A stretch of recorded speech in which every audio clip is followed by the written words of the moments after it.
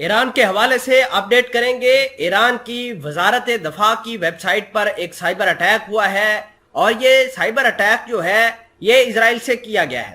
اس کے علاوہ ایران کی منسٹری آف ڈیفنس نے فی الفور کارروائی کر کے اس ویب سائٹ کی اٹیمپٹ کو، جو ہیکنگ کی اٹیمپٹ ہے، اس کو نیوٹرلائز کر لیا ہے اور ویب سائٹ کو مزید جو ہے وہ اتھینٹیکیشن کر کے اس کو ریسٹور کر دیا گیا ہے۔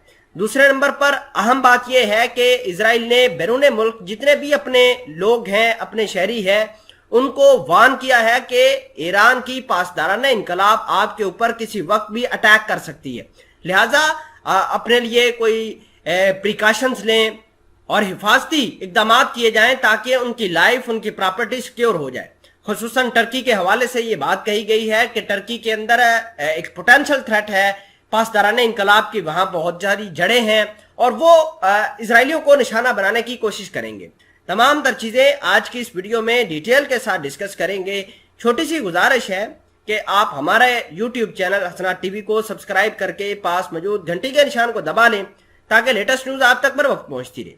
اسرائیل نے ایران کے اسرائیلیوں کو نشانہ بنانے کے بڑھتے ہوئے منصوبوں کی وجہ سے اپنے شہریوں کو بیرون ملک سفر کرنے سے خبردار کیا ہے۔ اسرائیل نے اپنے لوگوں کے لیے ایڈوائزری بھی جاری کر دی ہے جسے ٹریول ایڈوائزری کا نام دیا گیا ہے۔ اسرائیلی قومی سلامتی ایجنسی نے کہا ہے کہ ایران دنیا میں اسرائیلی اہداف کو نشانہ بنانے کے لیے کام جاری رکھے ہے۔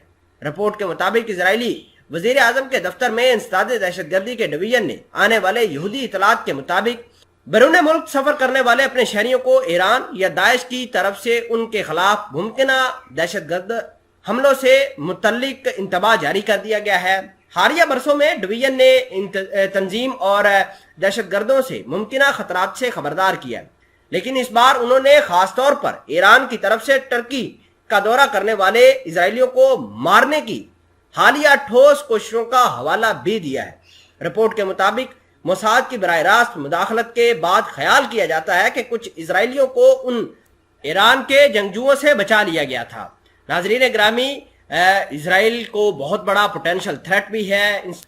انسداد دہشت گردی ڈویژن کے مطابق حالیہ برسوں میں ایرانیوں اور ان کی پراکسیز نے اسرائیلیوں کے خلاف کام کرنے کے مقصد سے بیرونی ممالک اپنی سرگرمیاں بڑھا دی ہیں۔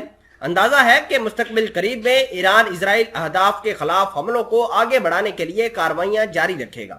بیان میں ایران کے علاوہ انتباہ کیا گیا کہ داعش کے ساتھ ساتھ دیگر دہشت گرد بھی سفر کرنے والے اسرائیلیوں کے خلاف دہشت گردانہ حملے کر سکتے ہیں، جس کی وجہ سے اسرائیل کے اندر ہائی الرٹ ہے۔ لوگوں کے لیے ایک ایڈوائزری جاری کر دی گئی ہے۔